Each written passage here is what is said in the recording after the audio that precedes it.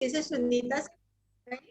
My topic is बड़ी सोच का बड़ा जादू से ये that is cure yourself of excusitis the failure disease. अगर हम इसकी बात करें कि सक्सेसफुल इंसान इसलिए सफल बनते हैं क्योंकि वो बहाने कम बनाते हैं। असल अगर वो असफल भी होते हैं तो उसमें वो सिंपली उस हार को एक्सेप्ट करते हैं, उस गलतियों से सीखते हैं और आगे बढ़ते हैं।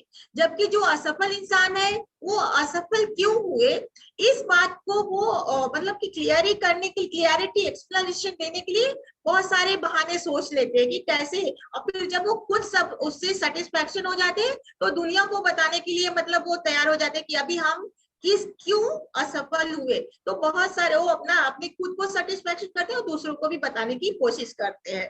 और उसके बाद और उनके सारे लाइफ एक्सक्यूज करते ही वो निकल जाते हैं, रीजन ढूंढ लेते हैं।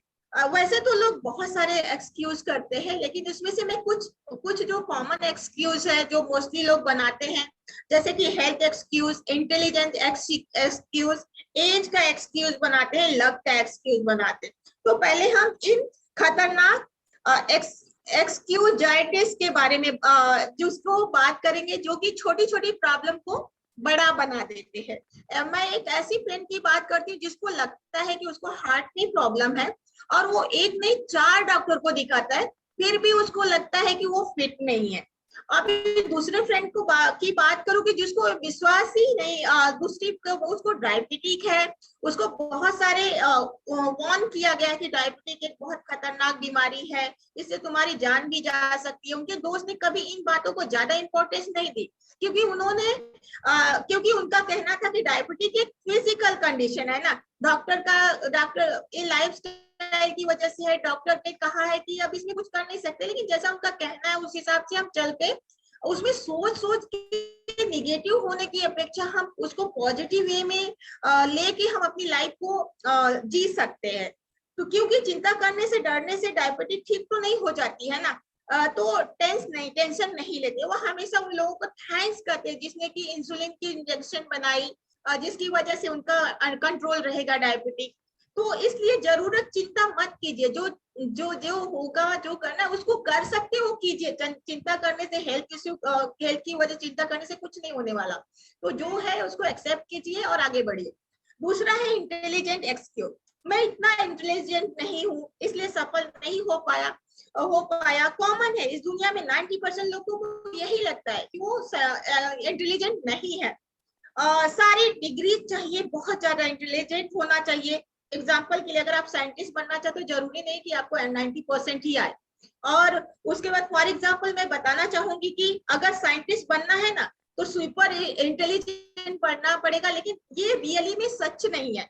एक बार एक आदमी ने डॉक्टर एडवर्ड टेलर से पूछा, आपका बच्चा तो इतना इंटेलिजेंट है कि वो आपसे भी बड़ा साइंटिस्ट बनेगा करके। तो उन्होंने बताया कि साइंटिस्ट बनने के लिए इंटेलिजेंट होना जरूरी नहीं है, ना ही अच्छी याददाश्त का होना जरूरी है, बल्कि उसका इंटरेस्ट साइंस में होना चाहिए तो अच्छा बन सकता है सक्सेस होने के लिए। लुइस ने ऐसे ही 40 साल तक 13 लोगों के समूह का टेस्ट किया और उनके पाया कि जो लोग एकेडमिक IQ लेवल 140 था, उससे भी ज्यादा था, उन्होंने अपनी एकेडमिक ईयर में बेस्ट थे, हर एग्जाम में टॉप किया था, उनमें सिर्फ 20 लोग ही सक्सेसफुल बन पाए, बाकी सब छोटी मोटी जॉब करते रहे। दूसरे दो ऐसे थे जिनका IQ सिर्फ 120 था, बट उन लोगों ने नोबेल प्राइज भी जीता, वो भी फिजिक्स में।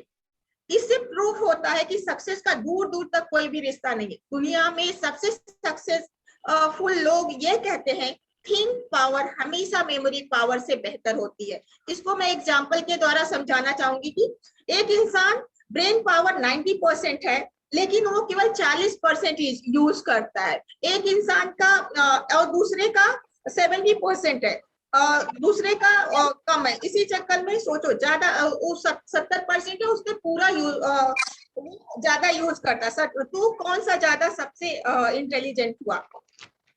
उसी तरह जब लोग कहते हैं, जो सुना है कि मेरी तो एज ही ज्यादा हो गई है, तो आपने मैं एक आदमी था जो 65 की एज में अपनी माँ के द्वारा बनाए हुए फ्राइड चिकन को बेचने निकला, उसको 1000 जो भी थे होटल्स के मालिकों ने उसको रिजेक्ट किया। बाद में वो सक्सेसफुल हुए।